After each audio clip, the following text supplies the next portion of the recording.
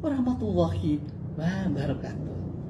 Saya Dr. Dewi Motik Pramono, MSc, pendiri Induk Koperasi Wanita Pengusaha Indonesia dan Koperasi Wanita Pengusaha Indonesia, mengucapkan selamat Hari Koperasi yang ke-75 di tahun 2002 ini, yang dimana puncak kegiatannya akan diselenggarakan di Provinsi Bali. Saya mendukung semangat pembaruan gerakan koperasi yang digebrakan oleh Ibu Dr. Siuntari Bisowarno sebagai Ketua Umum Dukopin yang sah sesuai dengan Kepres nomor 06/2011. Koperasi sehat, anggota kuat, Indonesia hebat. Kita semua dukung koperasi. Waalaikumsalam warahmatullahi wabarakatuh. Terima kasih.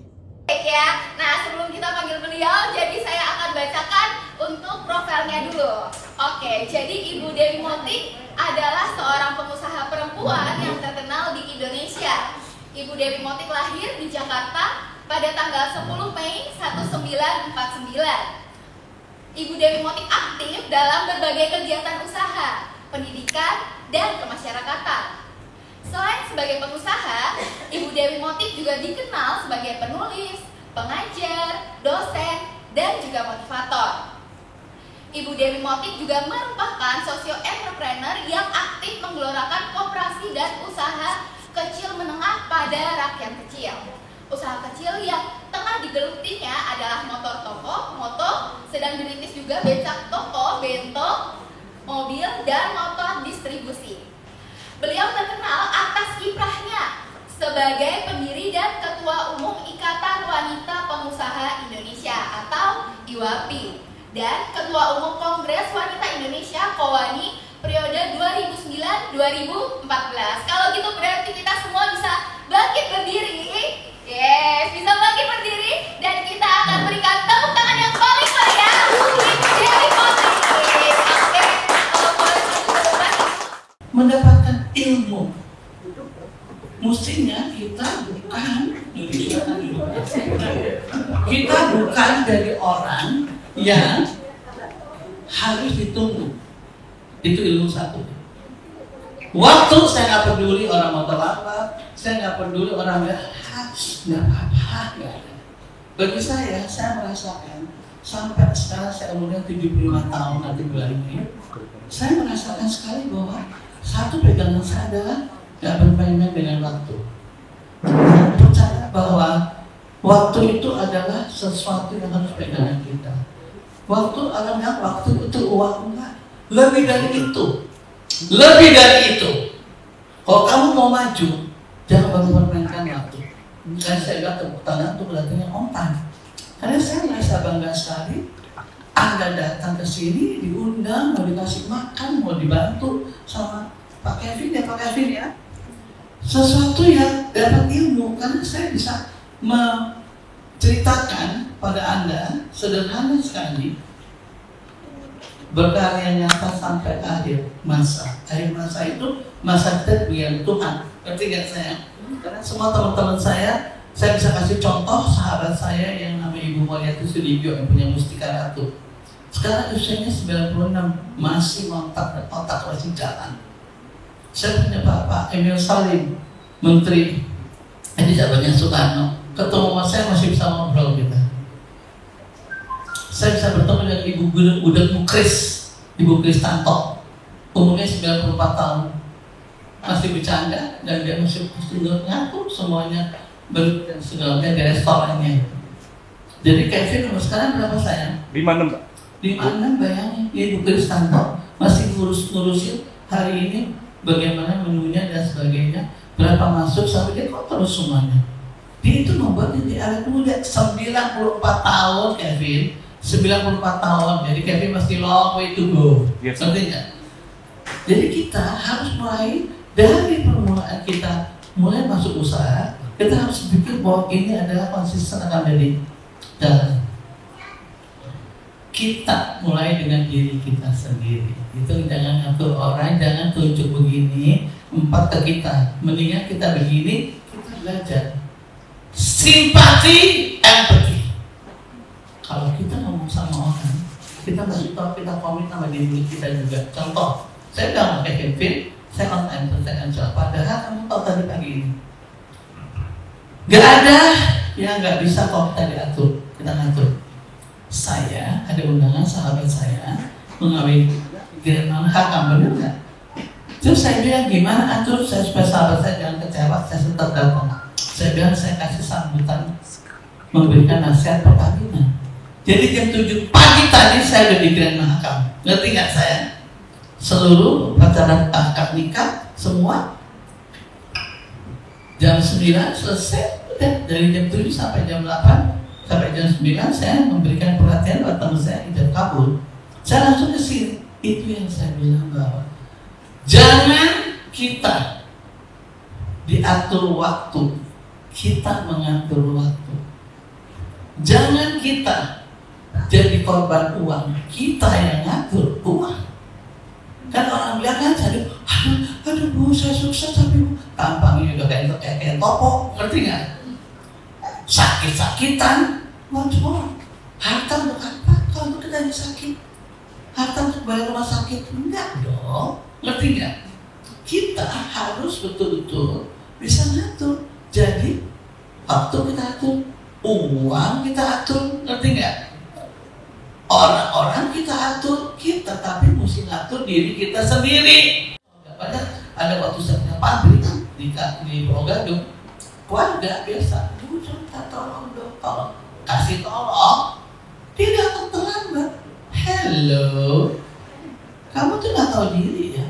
Udah minta tolong, dikasih kerjaan karena dia saudaranya Dewi Motik, dia datang terlambat. Who do you think you are?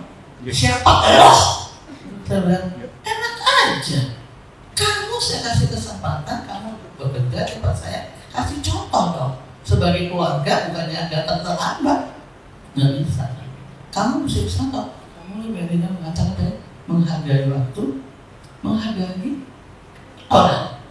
Jadi jalan ilmu untuk berkarya nyata sampai akhir masa adalah kita bisa ngatur orang dari sedang begini karena kita bisa ngatur. Kalau kita nggak bisa ngatur dia, lu mau berantas korupsi sendiri, semua barang dihentik, nanti nggak? Semua barang diambil ininya, keuntungannya. Gimana orang bisa percaya sama Anda? Kalau Anda sendiri tidak bisa ngatur, hak orang diambil. Bagaimana orang nggak mau jahat pada Anda, mau Anda aja begitu, nggak tahu diri. Nah, ini yang saya bilang, yuk mulai dengan diri kita sendiri. Yaitu kita percaya, ingat kata-kata saya, kalau orang Kristen mengatakan atau orang Yunani mengatakan orang etlagora, berdoa dan berkarya sesama umat. Kalau kita Islam, hablum minallah, hablum minannas. Gimana lo mau berdoa sama Tuhan, dihormatin orang, kamu nggak peduli sama orang? Makanya saya bilang, kalau ada orang ribut urusan agama, stupid, ngerti nggak? Saya bisa kayak gini sangat kuat Islamnya karena saya diajar dari kecil Islam. Tapi saya menghargai agama orang lain. Karena apa? Dia juga dididik seperti saya dari kecil untuk ke gereja. Jadi untuk apa? You can tell them, tapi tidak boleh maksa orang. Nggak ada hak kita untuk maksa orang. Kita bisa memberikan contoh yang baik. Kita bisa mencontohkan yang baik. Terserah orang. Tapi kebiasaan orang, gue yang paling hebat, itu orang paling muda, paling gak sukses. Kalau dia merasa dia paling hebat, dia paling bagus, itu pasti orangnya gak sukses. Karena apa? Gak bisa menghargai orang lain. Indonesia dilahirkan dari dulu adalah Bhinneka Tunggal Ika. Ada orang Jawa, ada orang Sumatera, ada orang Kalimantan, ada orang Papua. Bersama dengan Pancasila, ketuhanan yang Maha Esa. Itu pegangan kita kalau kita mau berkarya nyata sepanjang masa. Saya selalu bilang sama anak saya, nak, kamu berusaha sama teman-teman kamu kan? Ingat, kalau kamu ngambil uangnya dia juga akan ngambil uang kamu. Kalau kamu curang, dia akan curang lagi sama kamu. Makanya hancurkan. Tapi kalau kita mulai dengan dari saya nggak mau. Kalau dia sampai nakal, kita bisa ngomong. Kan kita janji tadi. Kalau untung kita bagi sesuai dengan aturan, sesuai dengan di dalam pegangan kita. Itu yang saya selalu bilang. Kenapa pas boplok dari kecil saya kena pasal boplok. Dulu namanya ada dulu gado-gado presiden, gado-gado Fatmawati, gado-gado Soekarno. Karena apa? Ini sesuai dengan selera masing-masing, tapi tetap bentuknya gado-gado pasar boplok. Kenapa Kevin Kontennya bisa sampai saat ini malahan sekarang berkembang? Di setiap ada mall ada pasar. Oh, ada mall apa? Ada gado-gado pasar boplok. Kenapa? Sistem yang dibuat itu menentukan semua orang yang mau jadi bagian keluarga besar pasar boplok. Kamu tahu ada satu pabrik, ada satu restoran, dia sukses banget deh, padahal makanannya biasa-biasa aja, tapi sukses. Karena apa? Semua pembantu waitress yang di dalam restoran itu dibagi. Setiap meja ada yang tanggung jawab, ngerti nggak? Kalau dia bisa buat mejanya jalan terus, setiap meja ada komisinya. Dia punya gaji, tetapi setiap komisinya tiap hari ada gajinya lagi. Supaya bisa buat restorannya rame, dia memberikan servis sebagai walaupun jadi waitress, dia diberikan saham tenaga kerja artinya. Saham di mana kalau dia bisa melayani mejanya dengan baik, mejanya order banyak dan segala macam, dia dapat komisi lagi. Ini kan memberikan diri mau cepat mau sama-sama. Contoh yang sederhana saya ngalamin adalah waktu ada satu saya makan, saya bilang saya cari, saya pergi hotel Homan namanya ya. Hotel kuno banget saya bayangin. Saya umur 6 tahun aja saya belajar makan secara Belanda di Hotel Homan di Bandung. Yang jaga itu masih orang tua, udah umur 85 waktu itu. Karena saya masih anak kecil waktu itu makan di sana. Hasilnya apa? Dia nggak usah kan, dia cuma simbol, ngerti nggak? Selamat pagi Bu, pemadaman. Sok atuh Bu, silakan. Jadi saya ingat kalau saya ke Sekadar enggak ya. Kalau saya ke sana saya tanya dia, mana sih itu? Karena dia dihargai sama Hotel Homan, dia bisa membuat tiap orang pengunjung minat di Hotel Homan kerasa seperti rumah sendiri. Pembantu, saya anggap dia keluarga saya, karena dia yang jagain anak saya sibuk segala macam, tetap waktu 1 jam, 2 jam, 3 jam, 5 jam saya di rumah, tetap ada yang jaga kan. Tapi tetap saya anggap dia saudara saya, keluarga saya. Bu, percaya nggak Bu? Aku minta pensiun segini, aku minta uang mau bawa pulang kampung kalau saya nggak balik lagi ke sini. Mau buat apa kamu Rumi? Mau buat baru? Berapa modelnya Rumi? Itu tahun 85an sebenarnya. Apa? Banda. Yang mau itu, mau buat warung. Berapa? 10 juta. Zaman itu ya gue 10 juta tuh banyak tuh, ya. Ya udah bener kamu buat 3 bulan itu gue telepon, Bu saya pengen balik. Tahu deh gue, habis warung saya udah dijagain mas mau ponakan saya udah oke di jalan. Ya udah balik lagi. 3 bulan, Bu saya pengen balik kampung, balik. Orang udah tua, ngapain saya balik? Sampai umur 94 tahun coba. Itu satu contoh bahwa kalau Anda mau berkarya nyata sepanjang masa, baik di dunia usaha maupun dunia pergaulan segala macam, itu adalah maintain friendship. Friendship itu bukan antara manusia dengan manusia sebanding. Friendship itu sama tadi sama pembantu aja, saya anggap dia manusia. Artinya bantu-bantuannya sama, ngerti nggak? Sama juga kita kalau kasih orang-orang yang pernah kerja sama kita dengan baik hati, kita juga dengan pelit-pelit anak. Kan tadi saya bilang banyak luar, percayalah kalau kita nggak bisa 500 kali, ya punya 700 kali balik, ngerti nggak?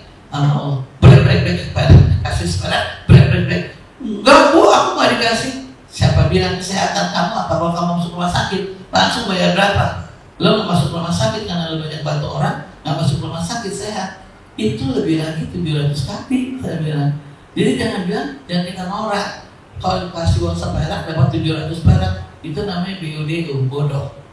Lebih dari itu, punya teman di mana-mana, punya sahabat di mana-mana, pendudukan di mana-mana, kita perlu bantuan di mana-mana, semua orang bantu kita. Kenapa? Kita kan sebagai pengusaha, kenapa dia? Saya dengan satu grup ya, kalau ada yang jatuh, mereka langsung bersama-sama dukung. Ya kan satu grup yang begitu. Jadi kenapa lo goblok kita masa ketipu? Jangan gini dengan cara gini, gue bantu. Akhirnya itu contoh bahwa dunia usaha itu lebih dari sosial sebetulnya. Kita bukan lapangan kerja. Kevin berapa kali yang saya? Kalian mau besar semuanya? 200-an. 200-an. 200-an cepat. 200-an yang dipikirin sama Pak Kevin untuk kita kasih salary kan tiap bulan, tiap akhir bulan bersiap mesti nggak bisa kan? Yeah. Nah itu satu contoh. Belum lagi yang jadi cabang, ngerti nggak? Sama juga. Jelek satu cabang, jelek semua, ngerti nggak saya? Makanya kan saya selalu bilang, jangan marah dong. Kalau orang Indonesia dimanapun juga, kau ada duta Indonesia. Kamu bagus, nama Indonesia bagus. Kamu maling, nama Indonesia tuh orang Indonesia tuh maling. Bukan cuma satu orang yang maling, ngerti nggak? Tapi siapa orang Indonesia? Karena duta kita. Nah, ini yang ingin saya tanyakan bahwa kita harus jaga nama. Orang fitnah sih nggak jadi soal. Lo fitnah aja gue, ngerti nggak? Nggak apa-apa. Tapi ingat kata-kata kalau benar itu yang hebat. Jadi kamu kan suka bilang, sebel dari orang selalu ngomongin gue jelek tentang kamu jelek. Kenapa mesti sebel?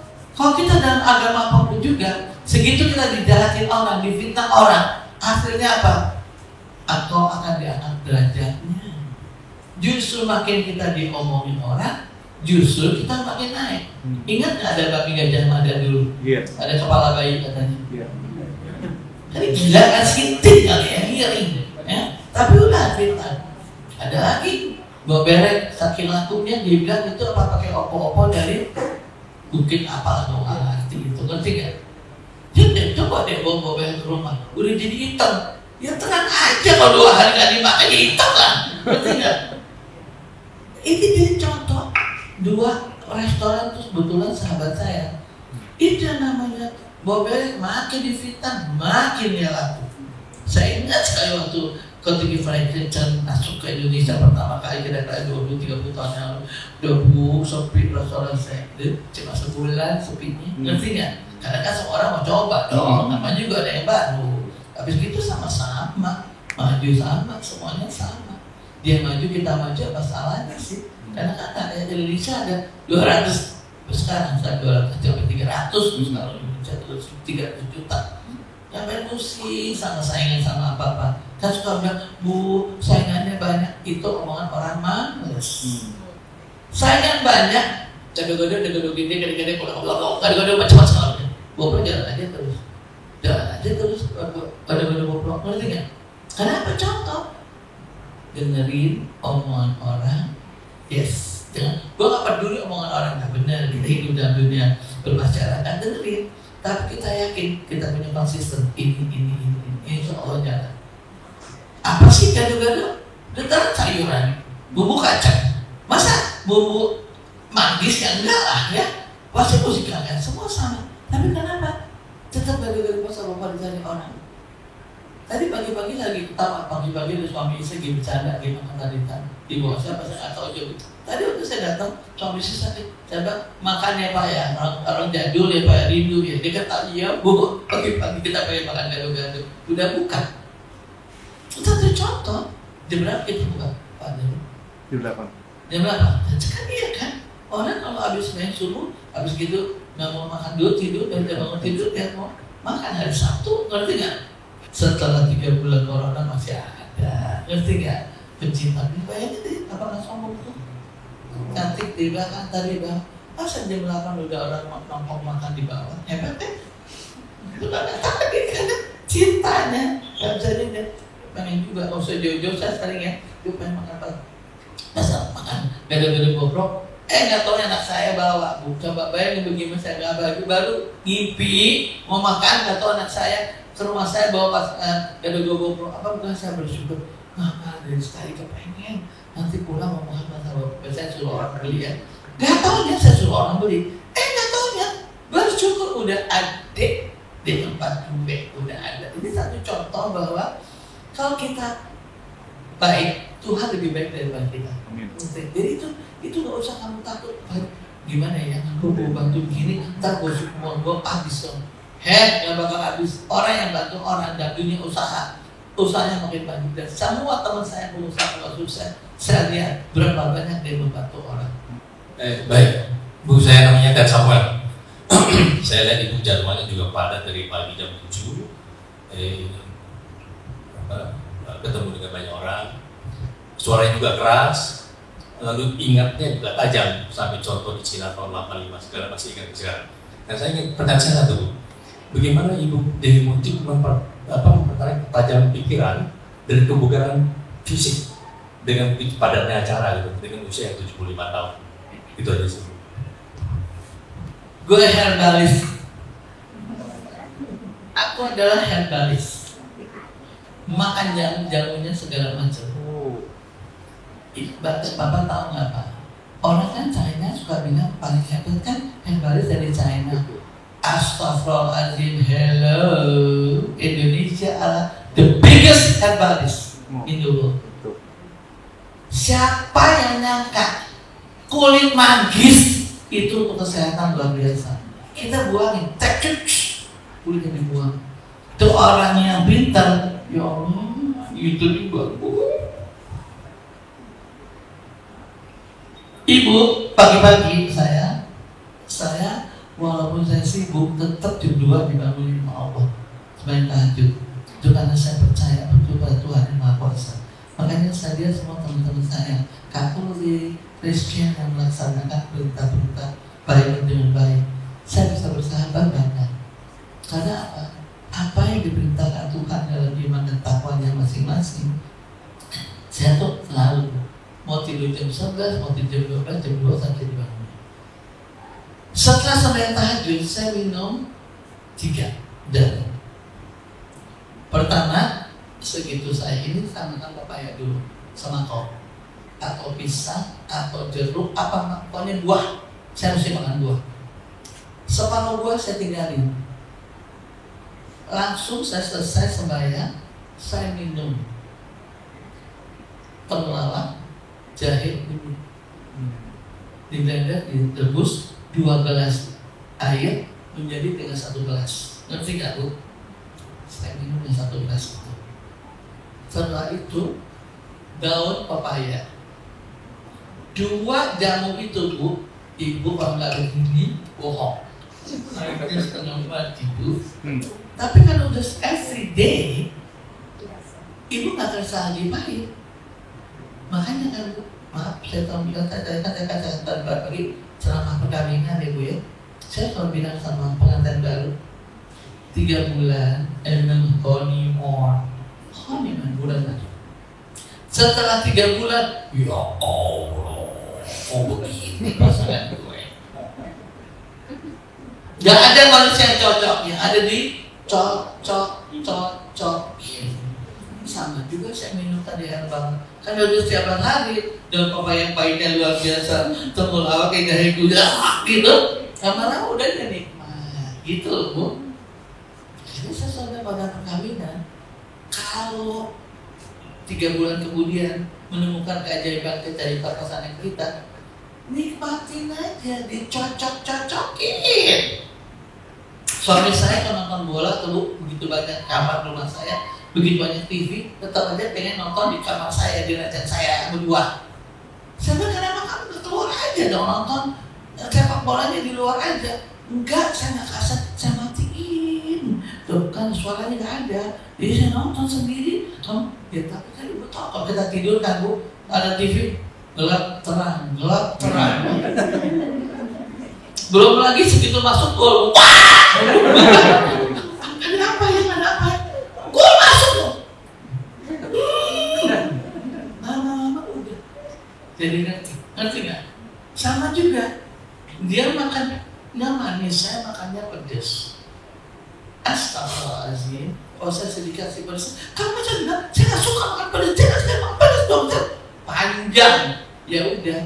Makanan sama. Cuma di sebelah kanan saya ada rawit, ada sambal, ada segitu masuk di piring saya, gue campurin tuh pedes-pedesnya sendiri. Dia nggak pedis, saya aman.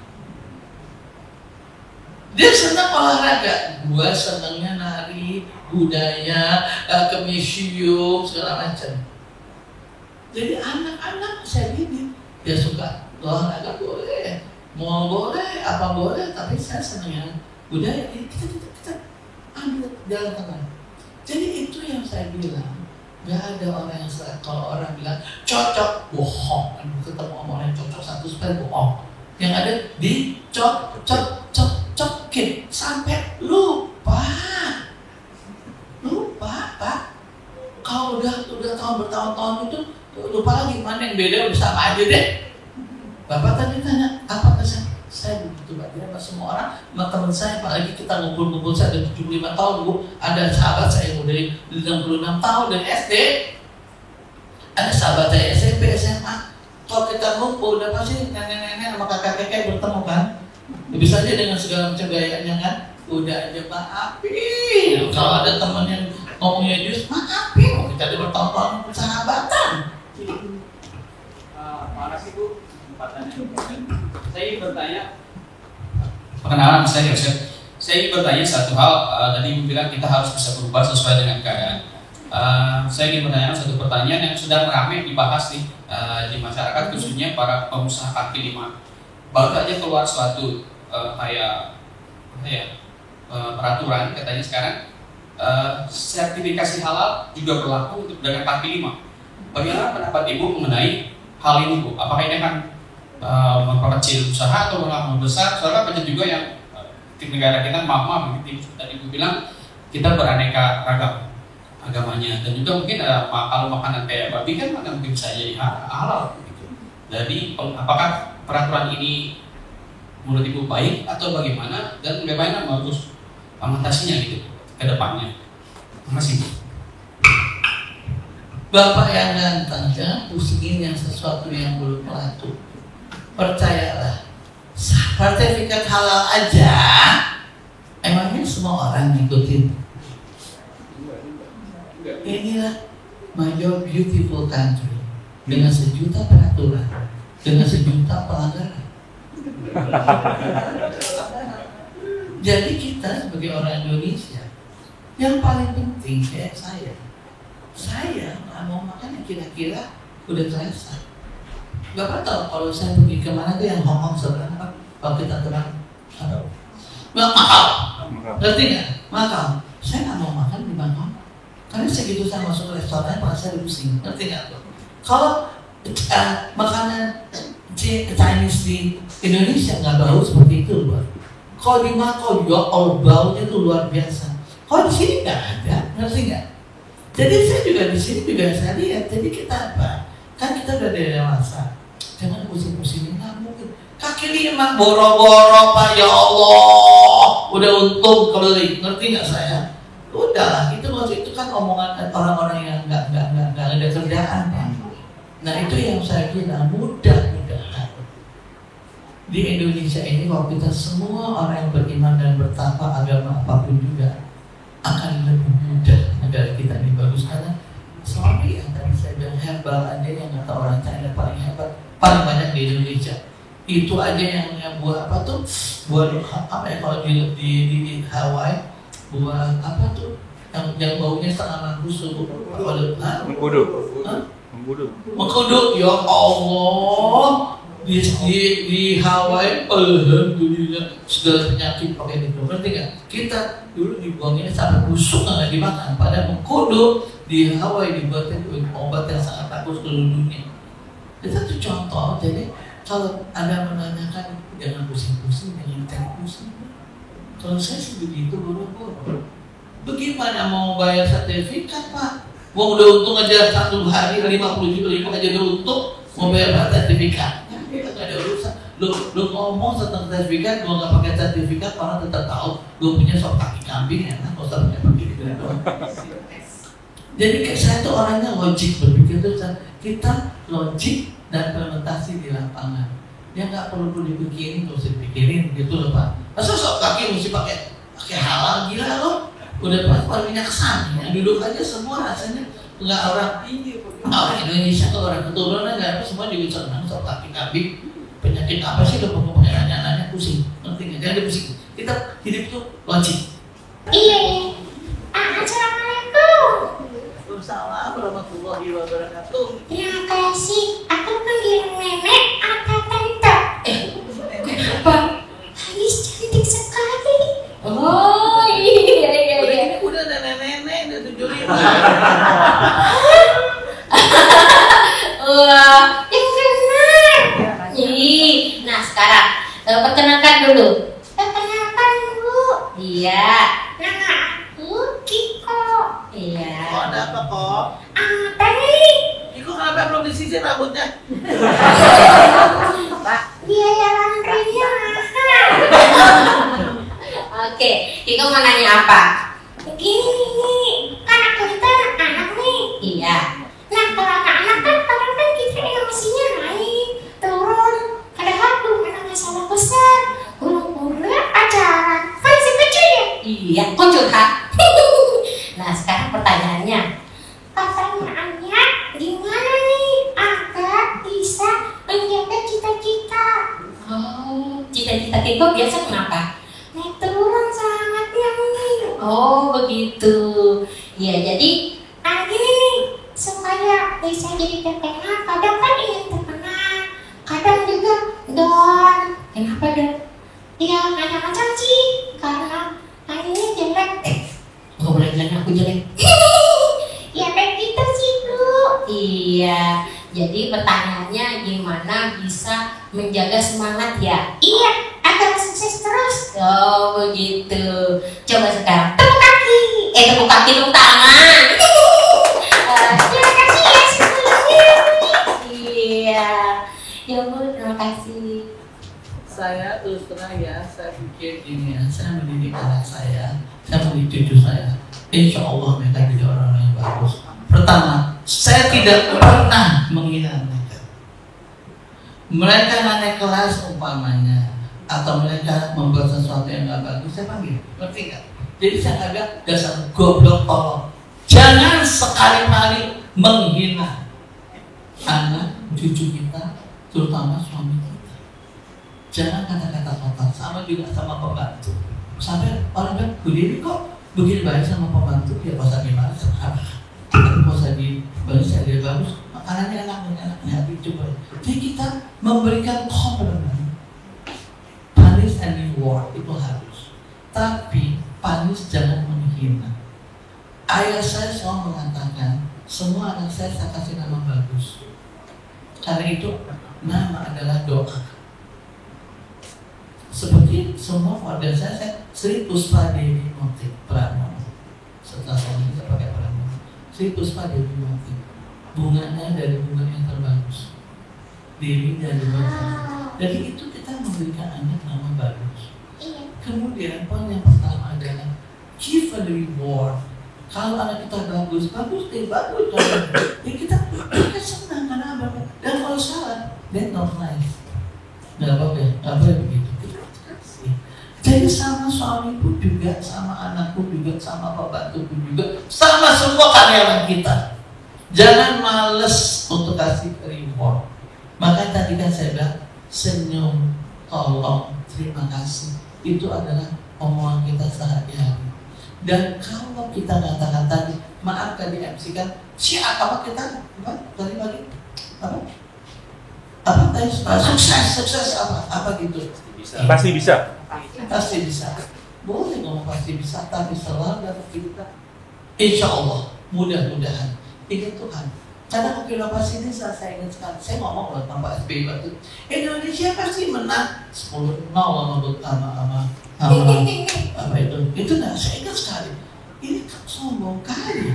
Orang kata Indonesia pasti menang. Yang pasti itu Tuhan.